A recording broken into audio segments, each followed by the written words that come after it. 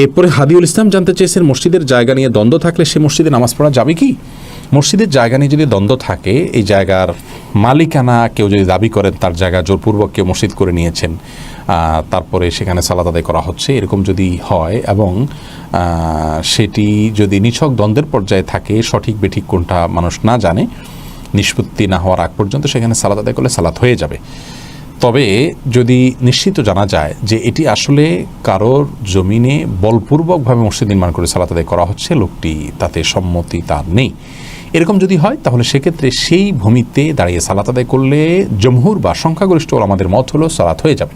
যদিও এরকম জায়গায় সালাত আদায় করার কারণে সালাত আদায়কারীরা পৃথকভাবে গুনাহগার হবেন, যেহেতু তারা অন্যের হক নষ্ট করছেন, কিন্তু সালাতের মৌলিক স্ট্রাকচার যেহেতু ঠিক রাখছেন এবং সালাতের যে শর্তগুলো আছে সেগুলো আদায় করছেন, এর জন্য জমহুর আমাদের মত হলো এতে আপনার সালাত বিশুদ্ধ হয়ে যাবে। তবে অপরাধী হবেন সন্দেহাতীতভাবে, বিধায় এই জায়গা ছাড়া অন্য কোনো নিষ্কণ্টক জায়গাতে মসজিদ নির্মাণ করে সেখানে সালাত আদায় করা উচিত। এমনি হারুন জানতে চেয়েছেন, ছবিযুক্ত টাকা পকেটে রেখে নামাজ পড়লে নামাজ হবে কি না? উত্তর হলো নামাজ হয়ে যাবে, কোনো অসুবিধা নেই। মোহাম্মদ রকি জানতে চেয়েছেন, কারণ আপনার ছবি যদি ভেতরে থাকে, প্রদর্শিত না থাকে, তাহলে ইনশাআল্লাহ সালাতের জন্য সেটি ক্ষতিকর হবে না। মোহাম্মদ রকি জানতে চেয়েছেন, না বুঝে ছোটোবেলায় বন্ধুদের সাথে এলাকার বহু মানুষের গাছের ফল চুরি করে খেয়েছি, এটা উচিত হয়নি, এখন বুঝতে পারছি, এই মুহূর্তে আমার করণীয় কি? ভাই রকি, এই প্রশ্নটি অনেকের। ছোটোবেলায় কারোর গাছের ফল চুরি করে খেয়েছেন বা পেড়ে বিক্রি করে ফেলেছেন, এরকম কাজগুলো যারা করে ফেলেছেন, এখন বড় হওয়ার পরে আপনার অনুশোচনা হচ্ছে, আপনার কৃতকর্মটি যে ভুল ছিল সেটা আপনি বুঝতে পারছেন। এই মুহূর্তে সে সমস্ত সম্ভাব্য গাছের এবং ফলের মালিকদের সাথে যদি আপনি যোগাযোগ করে ক্ষমা চেয়ে নিতে পারেন, সেটা সবচেয়ে উত্তম। আশা করা যায় এটি যে কেউ আপনাকে ক্ষমা করে দেবেন ইনশাআল্লাহ বিদিনিল্লাহ। আর যদি সেটি আপনার জন্য দুরূহ হয় এবং সেটি কোনোভাবে আপনার জন্য সম্ভব না হয়, তাহলে সম্ভাব্য কত টাকার ফল খেয়েছেন আনুমানিক একটা ফিগার আপনি বের করবেন, করে সে পরিমাণ টাকা তাদের পক্ষ থেকে দান করে দিবেন। তাদের ওয়ারিসরা বেঁচে থাকলে তাদের কাছে পৌঁছে দিবেন। আর যদি এইভাবে হিসাব করা না যায় বা তাদেরকে বের করার কোনো ওয়ে না থাকে, তাহলে সেক্ষেত্রে তাদের পক্ষ থেকে, ওই গাছের মালিকের পক্ষ থেকে আপনি আল্লাহর রাহে কোনো গরিব মানুষকে বা দানের কোনো খাতে আপনি টাকা দান করে দিবেন তাদের সওয়াবের উদ্দেশ্যে ইনশাআল্লাহ বিদিনিল্লাহ।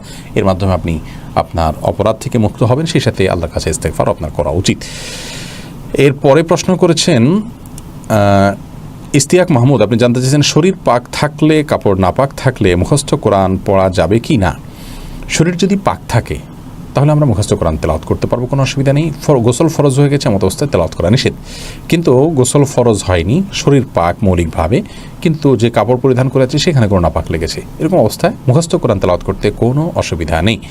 ইউসা ইসলাম তাকি, আপনি জানতে চেয়েছেন, আমার 2 ভাই হাফেজি পড়ে আর আমি জেনারেল লাইনে পড়ি, তাতে ওদের চেয়ে আমার পড়াশোনার খরচ বেশি যায়, এতে কি আমার বাবা মা আল্লাহর কাছে জবাবদিহি করতে হবে?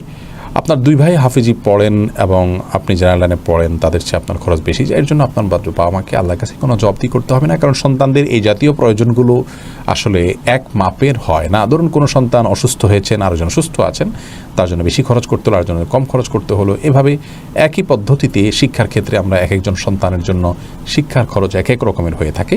এটার কারণে ইনশাআল্লাহ বাবা মা আল্লাহর কাছে কোনো জবাবদিহি করতে হবে না। এটা তাদের ইচ্ছাকৃতভাবে যে কারোর প্রতি খুব বেশি আন্তরিকতা দেখাচ্ছেন, মায়া দেখাচ্ছেন, কারোর জন্য খুব বেশি ব্যয় করছেন, আর অন্য জনের উপরে কৃপণতা করছেন, বিষয়টি সেরকম না, যার কারণে এই কারণে ইনশাআল্লাহ তারা গুনাহগার হবেন না। সাইদুর রহমান জানতে চেয়েছেন,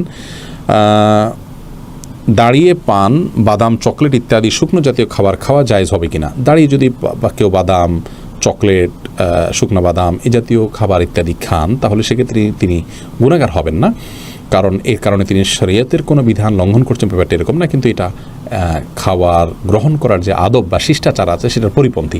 নবী আলাইহিস সালাম সাধারণত বসে খাবার খেতেন, দাঁড়িয়ে খাবার গ্রহণ করাটা আমাদের স্বাস্থ্যের জন্য ভালো নয়, সেই জন্য এটি অনুত্তম কাজ সন্দেহাতীতভাবে। কিন্তু এর কারণে যে কোনো গুনাহ হয়ে যাবে, বড় কোনো পাপ হয়ে যাবে, ব্যাপারটি সেরকম না, অ্যাভয়েড করা উচিত। এরপরে প্রশ্ন করেছেন মোহাম্মদ মুজাহিদ, আপনি জানতে চেয়েছেন, আমার নানুর ক্যান্সার ছিল, তিনি 2 বছর রোজা রাখতে পারেননি, তার রোজাগুলো কি সন্তানরা রাখবেন নাকি কাফারা দিবেন, কোনটা ভালো হবে? তার পক্ষ থেকে রোজার কাফারা দিয়ে দিবেন। নবী আলাইহিস সালাম এর বিভিন্ন হাদিস থেকে যেমন এভাবে নির্দেশনা পাওয়া যায়, কোরআনে কারীমে আল্লাহ বলেছেন, আলাল্লাযিনা ইউতিকুনাহু ফিদিয়াতু তাআমু মিসকিন, যারা সিয়াম রাখতে সামর্থ্য রাখেন না সেই সমস্ত মানুষদের জন্য মিসকিনকে খাদ্য দান করা হলো বিকল্প। অতএব সে কাজটি করলে ইনশাআল্লাহ আপনার নানু দায় মুক্ত হয়ে যাবেন। শাকুল হক আপনি জানতে চেয়েছেন অন্তরে এক আর মুখে এক এরকম অবস্থায় মুনাফিকের লক্ষণ বলা হয়ে থাকে। আমার প্রশ্ন হচ্ছে, কারোর প্রতি মনে বিদ্বেষ থাকা সত্ত্বেও তার সাথে হাসি মুখে কথা বলা বা বিদ্বেষ প্রকাশ না করাটাও কি মুনাফিকের আচরণ বলে গণ্য হবে? না, এটি মুনাফিকের আচরণ হিসেবে গণ্য হবে না, বরং কোরআন কারীমে তো আল্লাহ তাআলা বলেইছেন যে ফাইদাল্লাযী বাইনাকা ওয়া বাইনাহু আদাওয়াহ কাআন্নাহু ওয়ালিয়্যুন হামীম, যে সমস্ত মানুষের সাথে তোমার বিদ্বেষ আছে, শত্রুতা আছে, তার সাথে তুমি এমনভাবে চলো যে তুমি তার সাথে তার পরম বন্ধু। অর্থাৎ তুমি বাহ্যিকভাবে তার প্রতি সুন্দর আচরণ অন্তত প্রকাশ করো। আপনার এই ভেতরে এক বাহিরে এক এই আচরণটি তার জন্য কল্যাণের, তার জন্য ক্ষতিকর কিছু নেই। কারণ আপনি আপনার যদি দুরাচরণ তার প্রতি করতেন তাহলে তিনি তার মনে কষ্টের কারণ হতো, এটি তার জন্য সহ্য করাটা কঠিন হতো। কিন্তু আপনি তার সাথে সুন্দর আচরণ করছেন, এর মাধ্যমে তিনি প্রশান্তি খুঁজে পাবেন ইনশাআল্লাহ বিইذনিল্লাহ। বিধায় আপনার এই আচরণটি এই মুনাফিকের আচরণ হিসেবে গণ্য হবে না। মুনাফিকের আচরণ হলো বাহিরে খারাপ কিছু রেখে ভেতরে ভালো কিছু প্রকাশ করে ওই ব্যক্তিকে প্রতারিত করা, তাকে ক্ষতিগ্রস্ত করা। এখানে প্রতারিত করার বিষয় নাই, ক্ষতিগ্রস্ত করার বিষয় নাই, বরং এখানে উত্তম আচরণের বিষয় আছে। আর এটিকে কোরআন কারীম প্রশংসা করেছে, বিধায় এটি আপনার মুনাফিকের আচরণ হিসেবে গণ্য হবে না। মঈনুদ্দিন আহমেদ আপনি জানতে চেয়েছেন, গোসলের পূর্বে অজু করে গায়ে সাবান মেখে গোসল করলে ওই অজু দিয়ে নামাজ হবে কি? গোসলের পূর্বে অজু করার পর গায়ে সাবান মেখে গোসল করলে ওই অজু দিয়েই নামাজ হবে। এটাই হলো সুন্নাহ পদ্ধতি গোসলের, যে আপনি আগে অজু করে নিয়ে তারপর গোসল শুরু করবেন এবং ওই গোসল দিয়ে আপনি সালাত আদায় করবেন। এটি হলো সুন্নাহ, বিধায় এতে কোনো অসুবিধা নেই। এরপরে তরুশ্রী ভাই আইডি থেকে জানতে চেয়েছেন, স্বামী যদি নামাজের ব্যাপার উদাসীন থাকে তাহলে স্ত্রী হিসাবে চাপ প্রয়োগ করা যাবে কিনা? এক্ষেত্রে নামাজের জন্য চাপ প্রয়োগ করলে স্ত্রী গুনাহগার হবেন কিনা? না, অবশ্যই গুনাহগার হবেন না। তিনি স্ত্রী হিসাবে চাপ প্রয়োগ করতেই পারেন এবং সে চাপ প্রয়োগটা করাটা তার প্রতি আবদারের জায়গা থেকে হবে এবং সেটি করতে গিয়ে কোনোভাবেই মনোমালিন্য তৈরি হয়ে মারামারি তৈরি হতে পারে, এরকম পর্যায় পর্যন্ত চাপাচাপি করা তার জন্য উচিত হবে না। বাকি সাধারণ যে চাপাচাপি সেটা তিনি অবশ্যই করতে পারবেন। স্বামী যদি কোনো কারণে বিপদগামিতার পথে যান, ধরুন আগুন লেগে গেছে বাড়িতে, তিনি তার স্বামীকে বের করতে পারছেন না, তিনি বুঝতে পারছেন না, এই মুহূর্তে তাকে জোর করে টেনে হেঁচড়ে যদি বের করেন, তিনি অবশ্যই পাপী হবেন না, অপরাধী হবেন না, কারণ উদ্দেশ্য তাকে ক্ষতির হাত থেকে রক্ষা করা। তো এইভাবে একই যুক্তিতে সালাতের জন্য পিড়াপিড়ি করতে পারেন। আলামিন জানতে চেয়েছেন, মৃত ব্যক্তির নামে ওমরা করা যাবে কিনা? মৃত ব্যক্তির নামে ওমরা করা যাবে। নবী সাল্লাল্লাহু আলাইহি ওয়াসাল্লাম এক সাহাবীকে তার মায়ের পক্ষ থেকে, মৃত মায়ের পক্ষ থেকে ওমরা করার অনুমতি দিয়েছিলেন। প্রিন্স মাহমুদ জানতে চেয়েছেন, সুদে টাকা এনে বাড়ি করলে ওই বাড়ির ভাড়া হালাল হবে কি? সুদে টাকা এনে যদি কেউ বাড়ি করেন তাহলে সেক্ষেত্রে তার এই সুদ গ্রহণ করাটা সন্দেহাতীতভাবে হারাম কাজ হয়েছে। কিন্তু যদি তিনি সুদ পরিশোধ করে দেন এবং এরপরে বাড়ির ভাড়া যেটা তিনি পাচ্ছেন সেটা তার জন্য হালাল হবে, কিন্তু তিনি যে কাজটা করেছেন সেই কাজটা অবশ্যই তিনি হারাম করেছেন। আনিক ইসলাম সোহান জানতে চেয়েছেন, কোরআন তেলাওয়াতের অটো টিউন ইউজ করা কি জায়েজ? গানের সুরে তেলাওয়াত করার অভিযোগের জন্য কি কোনো নির্দিষ্ট গানের সাথে তেলাওয়াতের সুর মিলতে হবে, নাকি গানের বৈশিষ্ট্যগুলো পাওয়া গেলেই সেটা আপত্তিকর হবে?